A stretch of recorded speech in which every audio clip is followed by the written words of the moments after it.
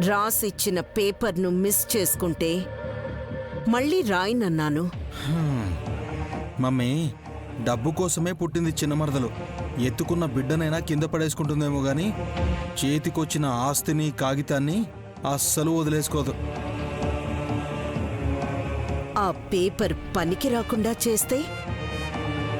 Mummy, ఏదైనా దురాలోచన నీ మనసులో మెదులుతుంటే చెప్పేసేయ్. ముసుగులో గుద్దులాటొద్దు. కాసేపట్లో అమ్మవారికి పూజ చేయబోతున్నారు కదా. అవును మమ్మీ. పూజ అంటే హారతిస్తారు కదా. దీపం వెలిగిస్తారు, అగరొత్తులు అంటిస్తారు, కొబ్బరికాయ కొడతారు. హారతిచ్చాక ప్రసాదం కూడా పంచిపెడతారు. ఇదంతా చిన్నప్పటి నుంచి చూస్తూనే ఉన్నాం కదా మమ్మీ. ఇప్పుడు నువ్వేం చేస్తావో చెప్పు.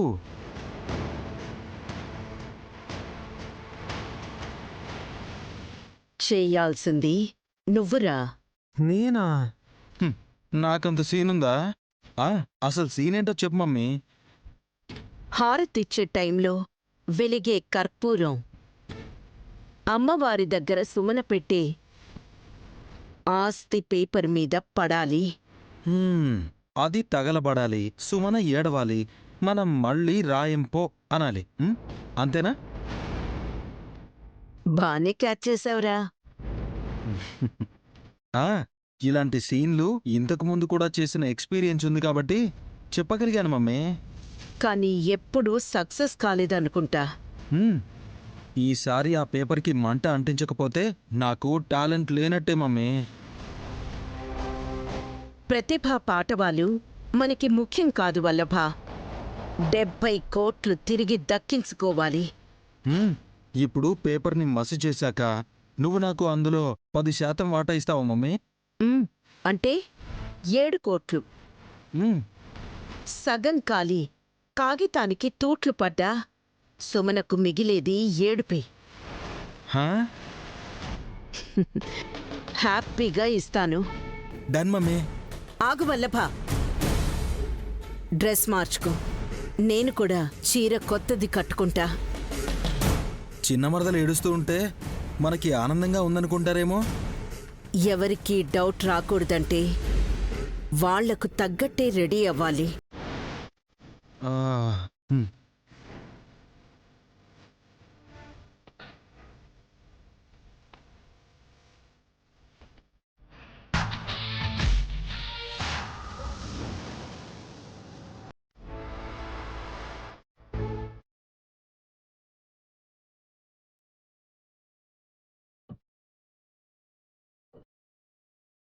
అక్క, ఇక్కడ చీర కట్టుకుంటున్నావేంటి? కట్టుకోలేదు, చుట్టుకుంటున్నాను. బతికించావు. ఏదో ఆలోచించుకుంటూ ఇక్కడే చీర మార్చుకుంటున్నావేమోనని కంగారు పడ్డాను. ఆలోచించడం అయితే చించుతూనే ఉన్నాను. దేని గురించి వదిన? రావయ్యా, కొంచెం ఈ వదిన చిన్న మెదడుకి మేత వెయ్యి. నువ్వా ఈ చేత్తో దానం చేస్తే ఇంకో చేతికి తెలియకుండా చేస్తావు. నీ పెంపుడు తల్లి తిల్లు ఆంటీ ఏమో తన చేత్తో దోమల్ని కూడా కొట్టదు. ఒక చెయ్యి పని చెయ్యట్లేదు కదా ఇప్పుడు. ఎడమ చేత్తోనే అన్ని కార్యక్రమాలు పూర్తి చేస్తుందనుకో.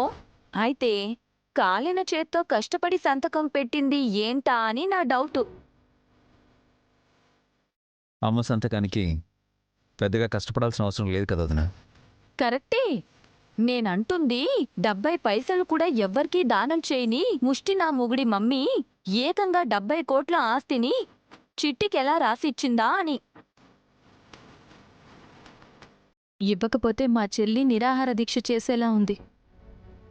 నైని, ఒక్క పూట తినకపోతే ఉండలేని వాళ్ళు అలాంటి ప్రయోగాలు చెయ్యరు. అయినా ఆస్తిలో వాట రాసిచ్చాక ఇంక తను పూజలు చేస్తుందే కాని ఉపవాసాలు ఎందుకుంటుంది? నిజమే. కానీ నమ్మలేని నిజం నన్ను చీర కూడా మార్చుకోనివ్వలేదు. ఏంటక్కాది? ఇందాక అన్నాను కదా చెల్లి, తిలోత్తమ అత్తయ్య ఏది ఊరికే కూడా ఇవ్వదు. ఇచ్చింది అనంటే దానికి డబల్ గుంజేసే మెంటాలిటీ తంది. అలాంటిది చిట్టిని కోటీశ్వరాల్ని చెయ్యాలి అన్న ఆలోచన ఎందుకొచ్చింది అన్నది నా ఆలోచన. స్వార్థం ఉండొచ్చేమో. ఏ విధంగా అంటారు?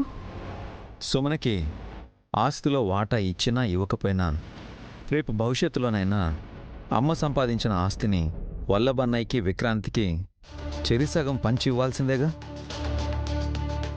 ఇప్పుడు సుమన్కిచ్చిన విక్రాంత్ కూడా బాగుపడతాడు అన్న ప్లాన్ అయి ఉండొచ్చేమో. నువ్వేమంటావు చెల్లి? నాకు ఎక్కడో తేడాగానే అనిపిస్తుంది ఇప్పుడు. చూసావా విశాల్, చెల్లి కూడా నా ట్రాక్లోకి వచ్చింది. తనకు కూడా డౌట్ వచ్చింది అని అంటే సంథింగ్ ఏదో ఉంది అని. ఆడవాళ్ళకన్నా ముందు అనుమానం పుట్టింది అని సరదాగా అనలేదు మహానుభావులు. మమ్మల్ని చూసే నీకు ఈ మాట గుర్తొచ్చింది కదా. వదినా, టైం అవుతుంది. నైని పదండి, భోజనానికి ఏర్పాట్లు చేయాలి కదా. మా చెల్లి దురంధర పిన్ని అదే పనిలో ఉన్నారు. ఆస్తి రాయించుకున్నవారు రాసినవారు ఇద్దరూ అమ్మవారి కృపకు పాత్రులవ్వాలి అన్న ఉద్దేశంతో ఏర్పాట్లు చేస్తున్నారనుకుంటా. మంచిదే కదా, పదండి. 5 నిమిషాల్లో రెడీ అయ్యి వస్తాను. సరే.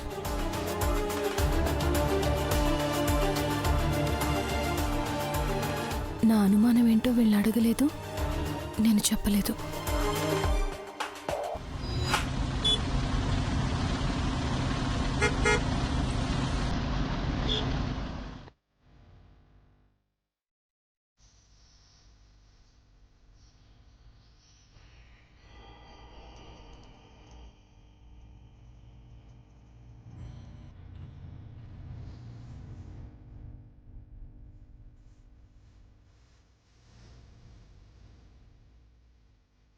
ఆహా, అమ్మవారిని ఎంత అందంగా అలంకరించావు పిన్ని. ఈ తల్లి బావుంటేనే కదా హాస్ బిడ్డలమైన మనం బావుండేది.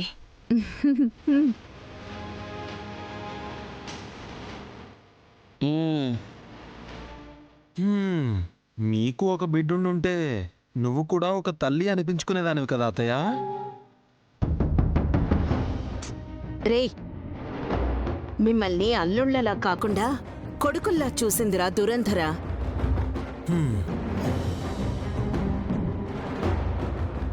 అది నిజం అమ్మా. నీ తర్వాత అత్తయ్య మాకు అమ్మలా అనిపించేది.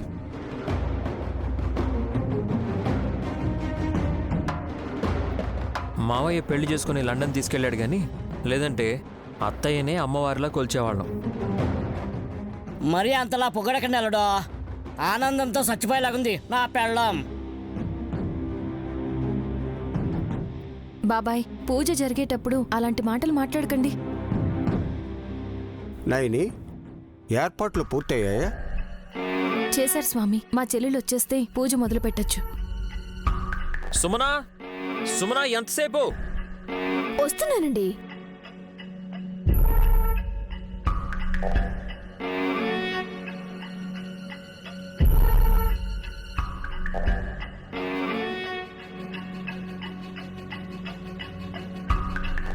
ఈ పళ్ళెమేంటి చిట్టి? తిలోత్తమత్తయ్య దురంధర పిండితో రాయించిన డాక్యుమెంట్ అక్క. ఓహో, నువ్వింత స్పెషల్గా తీసుకొస్తే ఇంకేంటో అనుకున్నాను. చిన్న మరదల ఆనందానికి హద్దే లేదనుకుంటా.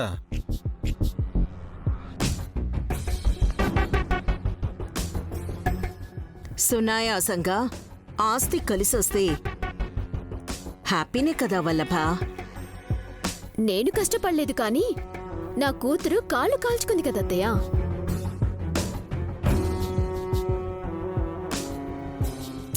అస్తమానం కాళ్ళు కాలేయని చెప్పకే సుమ్మి, వినడానికే ఇబ్బందిగా ఉంది. ఆస్తిలో వాటా రాసిచ్చారు కదా, ముందు అమ్మవారికి మనస్ఫూర్తిగా దండం పెట్టుకో. హారతిచ్చి ఆ తల్లి దయ్య మన మీద ఎప్పుడూ ఉండాలని కోరుకుందాం.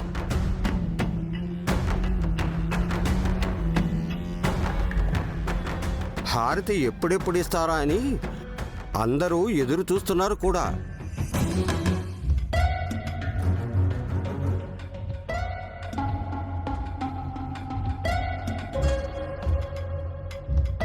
మమ్మీ, మన ప్లాన్ తెలియదు వీళ్ళకి. సైలెంట్గా ఉండరా.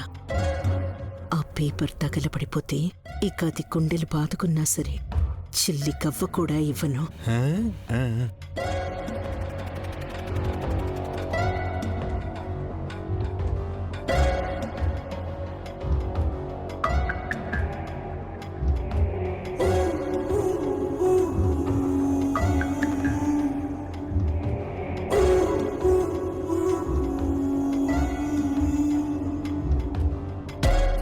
పిన్ని నేను అగరబత్తులు ముట్టించాను, ఒంట్లో బాలేదు, దీపారాధన చేయి.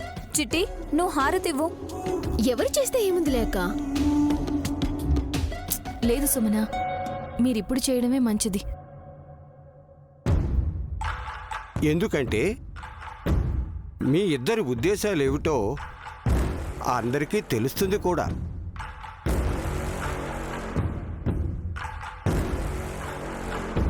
తెలిసిపోయింది కదా గురుగారు, ఇంకేంటి వాటా రాయించుకుంది కూడా.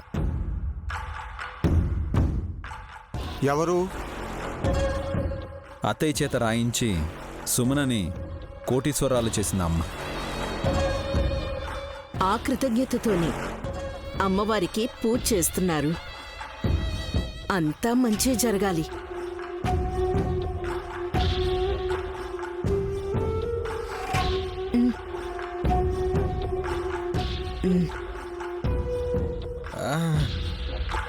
Ready ready ready. ఇంకెందుకు ఆలస్యం? చిన్న మరదలా, అమ్మవారికి హారతివ్వు నువ్వు. ఏ హాసిని, కానిచ్చే నువ్వు. అగ్గిపుల్ల గీయడమే ఆలస్యమండి. అదిగో పళ్ళెం, అందులోనే కర్పూరం. వెలిగించేదెవరో, వెలుగునిచ్చేదెవరో.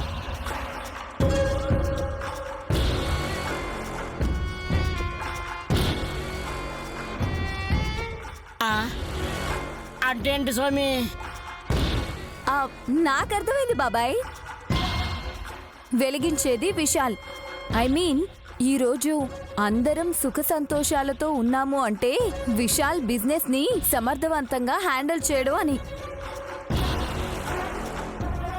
ఇక వెలుగునిచ్చేది నో డౌట్ నా చెల్లి. నిరాశ నిస్పృహల్లో ఉన్న వాళ్లలో కూడా ధైర్యాన్ని నింపి దారి చూపిస్తుంది.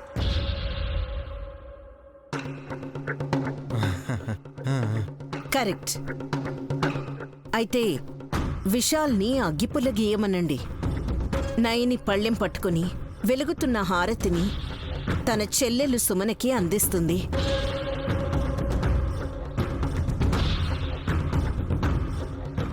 ఇది బాగుంది. తమ్మి కానివ్వు మరి. ఈరోజు ఎందుకో కొత్తగా ఉందన్నయ్య. చాలాసార్లు పూజ చేశాం కానీ మీరింతలా ఇన్వాల్వ్ కాలేదన్నయ్య. సుమనకు కూడా ఆస్తి వస్తే మనతో సమానం అవుతుందన్న సంతోషం అంతే. అంతేగా. నీ జీవితంలో కూడా వెలుగులు నిండాలి సుమన. అమ్మవారికి హారతి ఇవ్వండి. పిన్ని నువ్వు కూడా చేపట్టు. అలాగే నైని.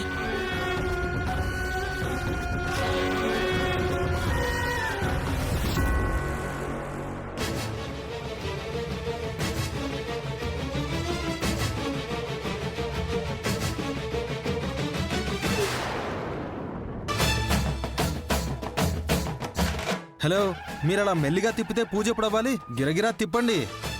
మీరు తిప్పండి చూద్దాం. ఏ నేను అమ్మవారికి హారతి ఇవ్వలేను అనుకున్నావా? ఇటు పోతాయా ఇవ్వు.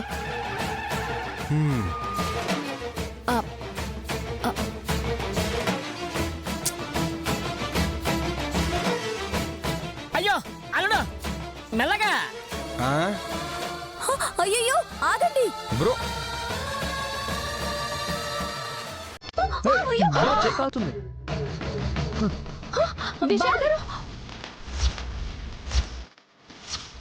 అల్లుడు చెయ్యి. బ్రో చేయి కాలుతుంది. బాబు గారు చేయి కాలిందా? చూపించండి. పర్లేదు నేను. వెలిగే కర్పూరం కాస్త ఆ పేపర్ మీద పడితే తగలబడిపోయేది.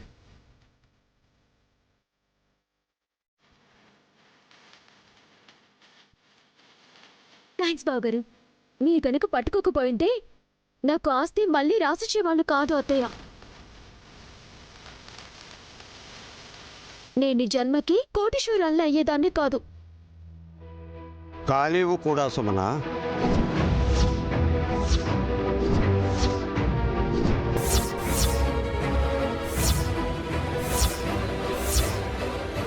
అదేంటి స్వామి అలా అంటారు? అమ్మ ఆస్తి 70 కోట్లు రాసిచ్చింది కదా. వ్రాయలేదు.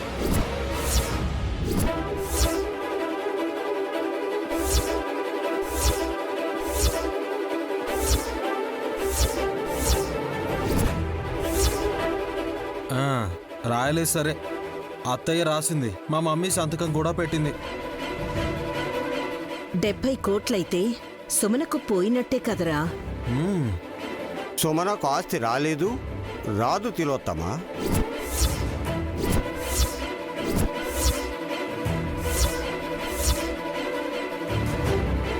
తనకు రాకపోతే ఇంకెవరికి వస్తుంది సమే? అది నీ భార్య చెప్పాలి పావన. ఆ,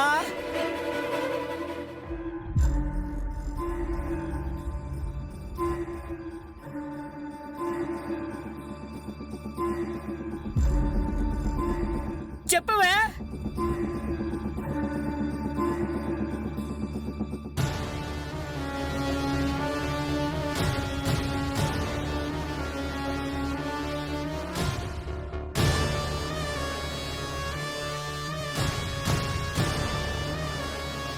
అయితే ఇప్పటి వరకు ఈ కాగితంలో నేనేం రాశానో చూడనే లేదన్నమాట.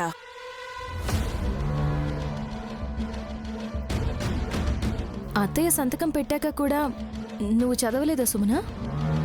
పిన్ని రాశాక మళ్ళీ చదవటం ఎందుకు అనుకున్నాను. ఏముంది అందులో? సారీ సుమ్మి, మోసం, దగ, అన్యాయం, అక్రమం అని నువ్వనుకోవచ్చు, కానీ నాకు కూడా స్వార్థం ఉంటుంది.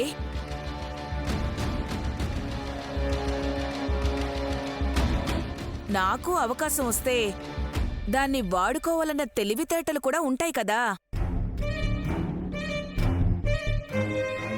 అయ్యో, ముందందులో ఏం రాసిందో చెప్పండి పిన్ని. తిలోత్తమ వదిన చెప్పినట్టు కాకుండా కాస్త మార్చి రాశాను.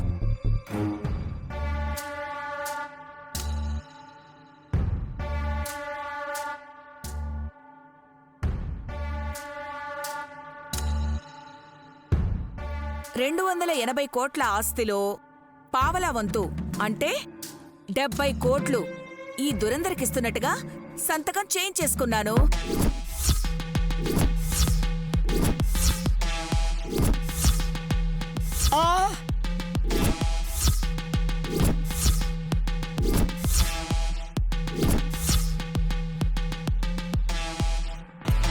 అంటే ఇప్పుడు మా మమ్మీ ఆస్తిలో వాటా నీకొచ్చిందా?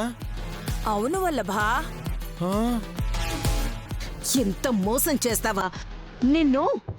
అత్తయ్య అత్తయ్య,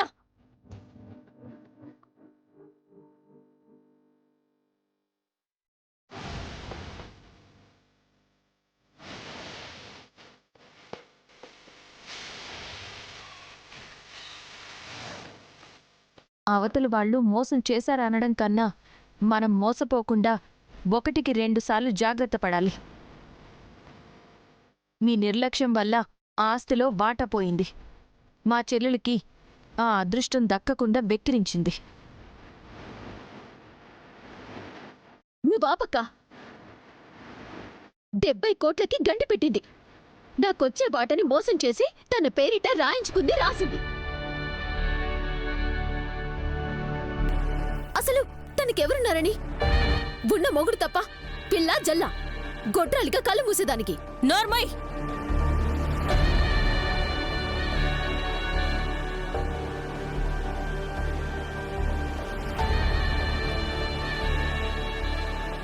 నీకేం తెలుసని అలా మాట్లాడుతున్నావు? పిన్నికి ఉదయం నుంచి ఒంట్లో నలతగా ఉందని నీకు కబురు చెప్పినా తను నెల తప్పిందని తెలుసా నీకు?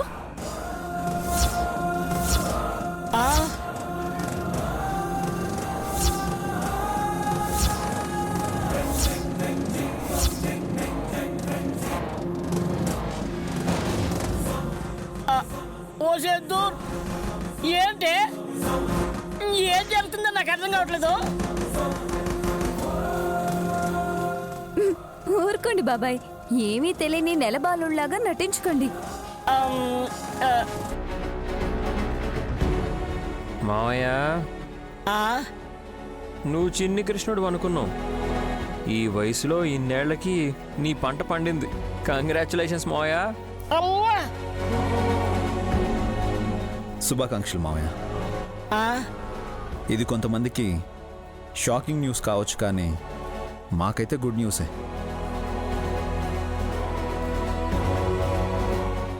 మాట్లాడబెట్టి దూర్. నిజమండి. ఉదయం గార్డెన్లో మొక్కలకి నీళ్లు పడుతుంటే కళ్ళు తిరిగి పడిపోయాను.